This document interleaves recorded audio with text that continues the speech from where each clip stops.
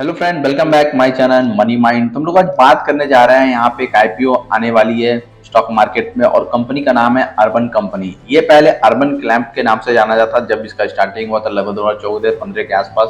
तो ये urban clamp नाम था, अब इसका नाम अर्बन कंपनी। इसका आईपीओ आने वाला है। तो हम जानते हैं इस वीडियो में क्या कंपनी को लेकर अच्छी बातें हैं, कौन कौन से रिस्क हैं, कौन कौन से फैक्टर्स हैं जिसे हमें जरूर कंसिडर करना चाहिए, कितने का आईपीओ है, कंपनी क्या करती है, सारा कुछ इस वीडियो में डिटेल में आपको समझाऊंगा। चलिए शुरू करते हैं वीडियो को। उससे पहले आपसे रिक्वेस्ट होगा अपने चैनल को जरूर सब्सक्राइब करते हैं ताकि स्टॉक मार्केट और फाइनेंस रिलेटेड आपको जेन्युइन इन्फॉर्मेशन मिलता रहे। चैनल को आप जरूर सब्सक्राइब करें, वीडियो को लाइक करें, काफी कम सब्सक्राइबर हमारे चैनल पे है। तो चलिए शुरू करते हैं वीडियो को। तो यहाँ पे बात करें अगर कंपनी के बारे में, जैसे कि बताया कि यह पहले अर्बन क्लैप के नाम से जाना जाता था। लगभग ये 2014 के आसपास ये कंपनी एस्टेब्लिश होती है और मेनली ये टेक्नोलॉजी ड्रिवन कंपनी है। बात करें यहाँ पे तो इसका कंपनी का जो बिजनेस मॉडल बेसिकली क्या है कि जो कंज्यूमर्स होते हैं और जो ट्रेंड इंडिपेंडेंट सर्विस प्रोफेशनल होते हैं उसे कनेक्ट करते हैं। यानी कि हमें अगर कुछ सर्विसेज चाहिए, जो सर्विस प्रोवाइडर है, जो प्रोफेशनल है इस सेगमेंट में, उसे कनेक्ट कर देती है यह कंपनी। यानी बेसिकली एक प्लेटफॉर्म है अर्बन कंपनी जो सर्विस सीकर जो है, ये सर्विस प्रोवाइडर उसे यहाँ पे कनेक्ट करने का काम करती है। अगर देखें इसके सर्विसेज के बारे में देखें तो ये काफी ज्यादा यहाँ पे वैरायटीज जो सर्विसेज में देखने को मिलता है। जैसे आप देख सकते हैं ब्यूटी हो गया, स्पा हो गया, ये सारे आपको घर पे ये सर्विस दी जाती है। Cleaning, plumbing, carpentry, appliance repair, painting, pest control और भी कई सारी चीजें ये प्रोवाइड करती हैं। कंपनी की बात करें तो लगभग इंडिया में लगभग 51 सिटीज में ये कंपनी काम करती है। इसके अलावा देखें तो यूएई हो गया, सिंगापुर हो गया, सऊदी अरब हो गया, यूएस हो गया और भी यहाँ पे कई सारे लगभग 40,000 सर्विस प्रोफेशनल के साथ इन कंपनी का पार्टनरशिप है। तो देख सकते हैं कि आने वाले टाइम में कंपनी काफी ज्यादा एक्सपेंड कर सकती है। फिर आईपीओ के डिटेल की बात करें तो लगभग ये 10 सितंबर को ये आईपीओ ओपन होगा, 12 सितंबर को आईपीओ क्लोज होगा। आईपीओ का जो प्राइस बैंड होगा लगभग 98 रुपीज से 103 यानी 98 रुपया से लगभग 103-4 रुपया के बीच आईपीओ आएगा। आईपीओ का साइज 19 बिलियन यानी 1900 करोड़ रुपया के आसपास का आईपीओ आएगा। इसमें फ्रेश इशू लगभग 4.72 बिलियन होगा और जो यहाँ ओएफएस होगा वो लगभग 14.28 बिलियन होगा। यानी कि जो पहले एग्जिटिंग ऑफ इन्वेस्टर्स है वो भी यहाँ पे अपना माल बेचेंगे और जो फ्रेश इशू जो होगा वो लगभग 4.72 बिलियन का यहाँ पे होगा। और यहाँ पे बात करें तो लोड साइज आपको 145 का एक लोड साइज होगा और ये अलॉटमेंट जो है 15 सितंबर के पास होगा। तो ये सारे आईपीओ के डिटेल हो गए। अब हम जानते हैं कंपनी के पे क्या इसमें खासियत है इस कंपनी के बारे में जो इस आईपीओ को थोड़ा स्टैंड आउट बना रहा है। अब जानते हैं इस कंपनी के बारे में कौन सी ऐसी चीजें हैं जो इस आईपीओ को काफी यहाँ पे स्टैंड आउट बना रही है। तो हम लोग यहाँ पे देखें तो फर्स्ट है यहाँ पे स्ट्रॉन्ग मार्केट पोजीशन। कंपनी के पास इंडिया की largest tech enable home service market place है।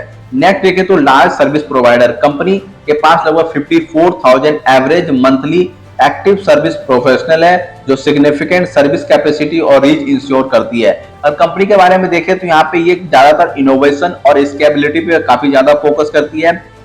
नेक्स्ट देखें तो ग्रोइंग इंडस्ट्री प्रोस्पेक्ट, ये कंपनी जिस सेगमेंट में काम कर रही है वो सेगमेंट देखें तो काफी rapidly growing consumer service sector है।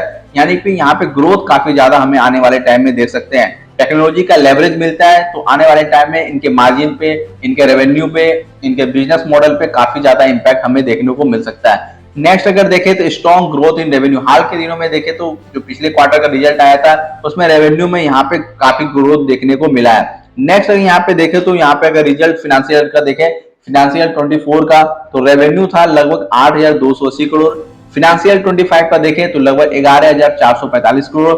अगर यहाँ पे फिनेंशियल 24 में प्रॉफिट एंड लॉस की बात देखें तो लगभग 927 करोड़ का यहाँ मिलियन का यहाँ पे लॉस देखने को मिला था। अगर यहाँ पे फिनेंशियल 25 में देखें तो लगभग 2400 करोड़ का यहाँ पे प्रॉफिट देखने को मिला। लेकिन इस प्रॉफिट में थोड़ा सा यहाँ पे कुछ कंडीशन है जिसके हम वीडियो के लास्ट में हम लोग जानेंगे।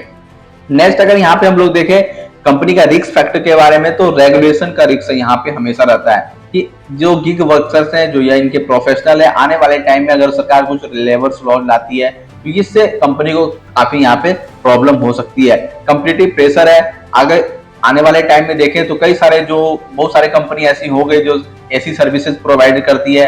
अगर और भी कई सारे जो मशीनरी कंपनियां जो प्रोवाइड कर रही है वो एक्सटेंडेड वारंटी दे रही है, वैसे भी कंपटीशन इस सेगमेंट में भी थोड़ा बहुत हमें देखने को मिलता है। प्रॉफिटेबिलिटी का चैलेंज है, यानी अगर देखें तो पिछले 1 साल 2 साल में कंपनी लॉस ही कर रही थी, फाइनेंशियल 25 में जो प्रॉफिट हुआ वो भी प्रॉफिट जो था वो प्रॉफिट डेफर्ड टैक्स क्रेडिट की वजह से था। यानी कि डेफर्ड टैक्स क्रेडिट का मतलब होता है कि कंपनी पिछले 1-2 साल में कभी ज्यादा टैक्स भर दी होगी, उसका बेनिफिट अभी यहाँ पे इस बार टैक्स नहीं भरना पड़ा, उस तरह से यहाँ पे बेनिफिट देखने को मिला, जो कि यहाँ पे डेफर्ड टैक्स क्रेडिट के रूप में प्रॉफिट यहाँ पे कंपनी दिखा रही है।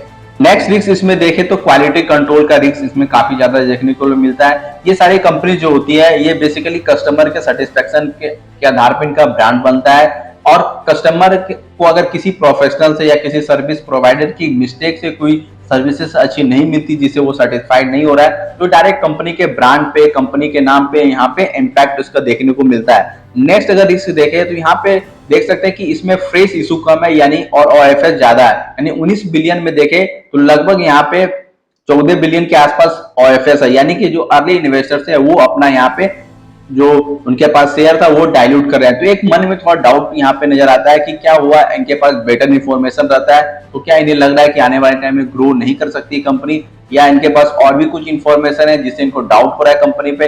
ये सारा कुछ यहाँ पे जो इन्वेस्टर्स है उन्हें एक मन में डाउट रहता है कि क्यों यहाँ पे जो अर्ली इन्वेस्टर्स है ये अपने माल को बेच रहा है। नेक्स्ट अगर देखें तो ओएफएस ज्यादा, यानी कि इस कंपनी के पास जो फ्रेश फंड है वो कम आएगा, यानी कि आने वाले टाइम में कंपनी के पास जो अपने बिजनेस को एक्सपेंड करने के लिए फंड थोड़ा यहाँ पे कम देखने को मिल रहा है, ये एक रिस्क फैक्टर है। नेक्स्ट अगर यहाँ पे हम लोग देखें कि क्या कंपनी में ग्रो कर सकती है, क्या आईपीओ में पैसा लगाना चाहिए, अगर कंपनी की बात करें तो कंपनी में ग्रोथ की बात करें तो नो डाउट ये कंपनी आने वाले टाइम में ग्रो करेगी। जिस तरह से इंडिया का मिडिल क्लास यहाँ पे बढ़ रहा है, लोगों का सेविंग इनकम और लोगों के एस्पिरेशन बढ़ रहे हैं, आजकल लोग घरेलू काम में ज्यादा टाइम स्पेंड करना नहीं चाहते हैं, किसी तरह के कोई लफड़ा लेना नहीं चाहते हैं, तो ऐसे में ये सारे कंपनी आने वाले टाइम में ग्रो करते हुए दिखेगी।